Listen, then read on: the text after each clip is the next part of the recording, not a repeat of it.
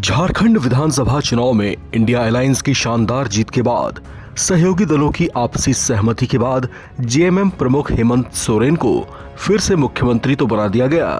उनकी शपथ के साथ ही औपचारिक तौर से नई सरकार का गठन भी हो गया। लेकिन यहां पर कैबिनेट विस्तार में अभी भी पेच फंसा हुआ दिखाई दे रहा है। झारखंड के नए मंत्रिमंडल का स्वरूप कैसा होगा, किस दल के हिस्से में कौन कौन से मंत्रालय आएंगे और नए मंत्रियों के तौर पर किन किन को शपथ दिलाई जाएगी, इस पर तस्वीर अब तक साफ नहीं हो पाई है। हालांकि इस बीच सूत्रों के हवाले से एक बड़ी अपडेट ये आ रही है कि झारखंड में जेएमएम, कांग्रेस और आरजेडी का गठजोड़ कैबिनेट पर पिछले कई दिनों से जारी चिंतन मंथन के बाद किसी नतीजे तक पहुंच गया है। लिहाजा अगले कुछ दिनों में ये फाइनल होने की उम्मीद है और 9 दिसंबर से पहले उनके शपथ ग्रहण की भी उम्मीदें हैं। ऐसा इसलिए क्योंकि 9 दिसंबर को झारखंड विधानसभा का विशेष सत्र बुलाया गया है, जिसमें नए विधायकों को सामूहिक शपथ दिलाई जाएगी।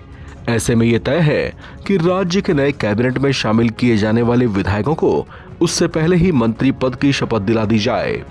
चर्चाओं के मुताबिक जेएमएम से मंत्री पद के लिए 6 नाम तय कर लिए गए हैं। हालांकि वो नाम कौन से हैं, उस पर से पर्दा नहीं हटाया गया है। इंतजार अब कांग्रेस और आरजेडी का है, जिन्हें अब भी मंत्रियों का चयन करना है।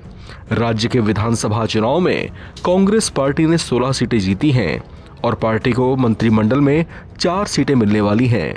कांग्रेस के प्रदेश अध्यक्ष केशव महतो कमलेश ने शनिवार को सीएम हेमंत सोरेन से मुलाकात कर मंत्रिमंडल विस्तार पर चर्चा भी की है। इसके बाद वे दिल्ली रवाना हो गए।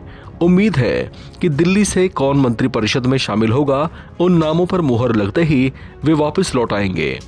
कांग्रेस में मंत्रियों के नाम पर मंथन चल रहा है।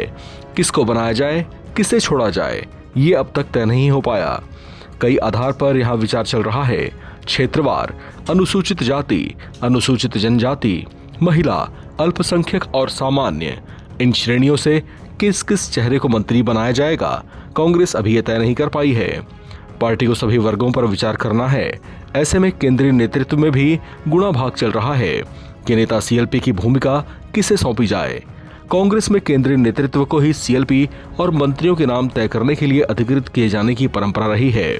इस बार सीपीआई एमएल यानी माले ने भी 2 सीटें जीती हैं, लेकिन ये साफ कर दिया है कि वो सरकार में शामिल नहीं होगी, बल्कि हेमंत सरकार का बाहर से ही समर्थन करेगी।